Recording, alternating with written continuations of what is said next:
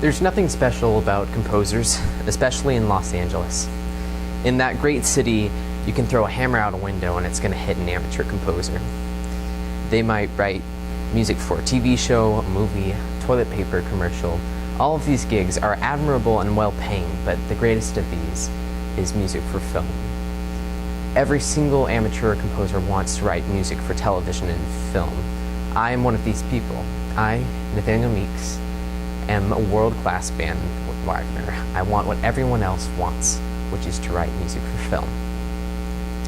Last year I worked with composer John Hunter to create my own digital audio workstation rig. With it, I wrote 5 original pieces of music for film.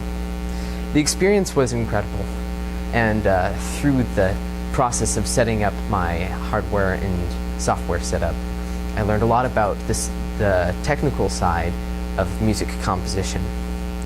This year, I will again be studying composition under the mentorship of John Hunter. I will use my expanded rig to compose music in a broader variety of styles, and will be delving into the exciting realm of synthetic music. This year's work will stretch my compositional capabilities. Its products may appear on my future demo reels and portfolios.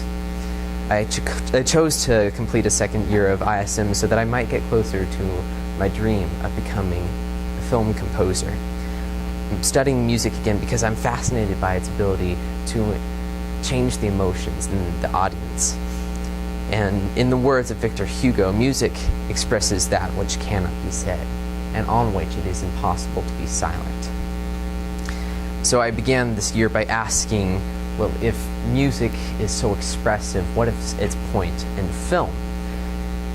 And this question was directly addressed in my first interview with Peter Kupfer from SMU. He is the assistant professor of music history. And he and I started talking about this new concept. It's called the diegesis. The diegesis is the world that is created in cinema. It is comprised of the characters, sound effects, special effects, everything that you are seeing on the screen. The actors are technically not part of the diegesis. The filmers are not part of the diegesis. The diegesis is what you're meant to believe when you're watching the film or television show, whatever it is. And so the question is, where does music fit? Because music isn't part of the diegesis.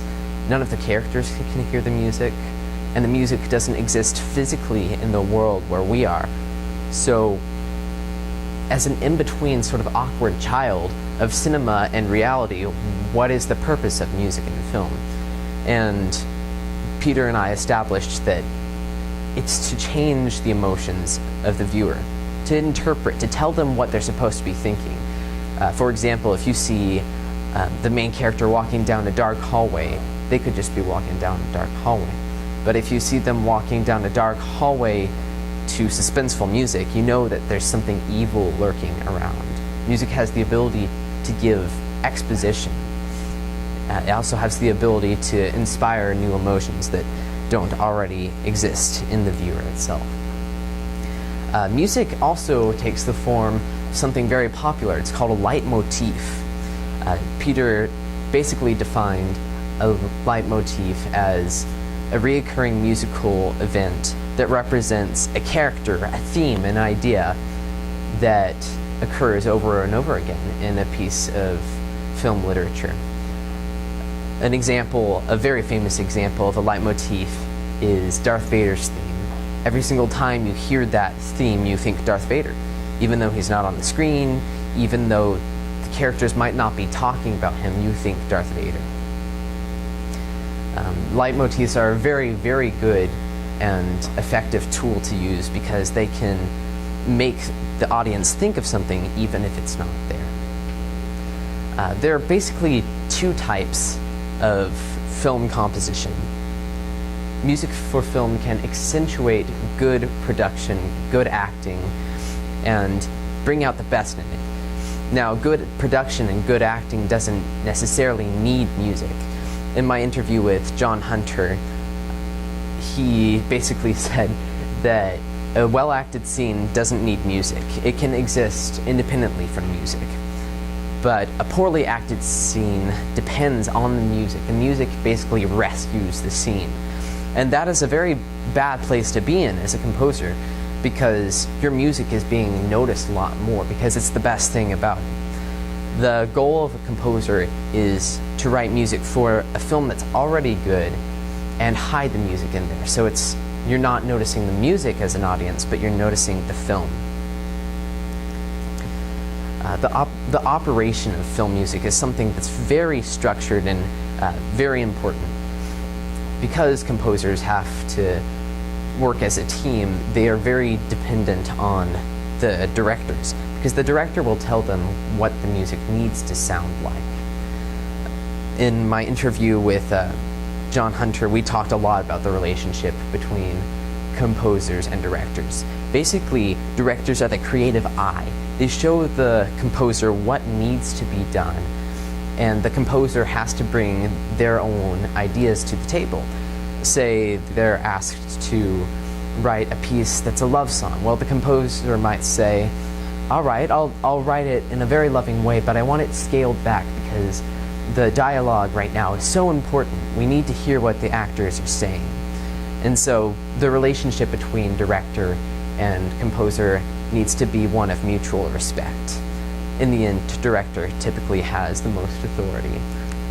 Also, a very important thing to consider in the film industry when it comes to music is delivery. The sound files that you're going to submit to them, or the score, whatever it is, has to be in the correct format. And if you're filming at 23.97 frames per second, your music must be scored at 23.97 frames per second, not 24, not 25, or else the music will not mesh with the picture. And people notice when the music doesn't mesh with the picture. Also, if you're working for a rather maybe not the most honest firm, you might want to submit a less quality sound file, maybe an MP3 instead of an AIF, so that they cannot steal your work. You must be paid. One thing that is constant throughout music, and has always been constant throughout music, is innovation. Probably the most famous innovation when it comes to music was the invention of brass instruments. Typically, you'd have a brass instrument that didn't have any valves. It was just one big, long, continuous tube. And when the innovation of valves came, that changed everything. Lots of people were skeptical of it, especially German composers, but the most open-minded people, typically Austria-Hungarian composers, liked to implement valved brass. An example of successful composers who did this would be Beethoven, also Mozart. Both of them, who are extremely successful and famous, partially owe their success to their implementation of valved brass in their music. Both of them, of course, were musical geniuses, and they could figure out that innovation is key. In my interview with Chris Norwood, he is the head mixer for Lucky Post Studios. He's told me that you need to start out young and you need to learn the new tricks. If a composer falls behind in what's up to date, what's the best, then they will not be able to keep up, and their music will become outdated. Knowing the trade is also very important. It's not only tools that get upgraded, but also methods of composition, different styles. Innovation doesn't have to be what you're using to compose. It can be the way that you compose. I did a research assessment on the recent film score for Stranger Things, and Kyle Dixon and Michael Stein, the two main composers, have a very unique way of writing music. Instead of using the traditional technique of composing a harmony and then dictating a melody, they compose based off of however their keyboard sounds. They'll design a synth, and then they'll play it in a sense that they'll play it and compose basically off of how it can be played. If it's a long swelling synth, they can't play fast passages. If it's a short synth, They can't hold out long chords. This is a very limiting way to compose, but it forces them to be creative. And it's a new technique that a lot of people are starting to implement. Another thing that's unique about Michael Stein and Kyle Dixon is how much they collaborate with each other. Typically, a composer will compose something, send it off to an orchestrator, and that'll be it. But Kyle Dixon and Michael Stein work together every step of the process. They'll bounce ideas off of each other to create a product that is far better than something they could have created on their own. This year I've learned a good deal about the operation and purpose behind music in film, and I'm going to apply what I've learned to my original work. For my original work this year, I'm composing the soundtrack for the upcoming film, The Ghost of Frisco High School. This is exciting for me as it is my first original film score. I've already begun to I've begun to compose themes for each of the characters, as I've already known the characters, read the script, and been participating in behind-the-scenes activities. A very important thing for me to remember during this entire process is how to collaborate with the executive producers and the editors of the movie. I need to create a score that is something that they want to hear and something that they might have originally pictured hearing. I also need to make sure that it fits into the parameters of the genre that I'm composing for. I'm very anxious to continue producing music for the screen. Composing gives me narrative control over the diegesis and the emotions of the audience. I can hardly express how glad I am that movies are married to music, because music is my expressive outlet. It is my mouth and my medium. It is my way of expressing that which cannot be said and on which I can't be silent. Thank you.